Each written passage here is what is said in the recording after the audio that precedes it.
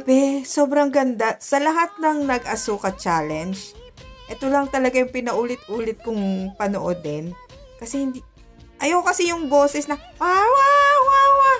So, ini-scroll up ko siya talaga. Pero ito kay Alex, aliw na aliw ako. Grabe, ang galing niya talaga.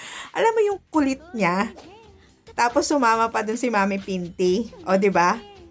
Talagang nakakatuwa lang talaga. As in, natural na natural yung hindi pilit.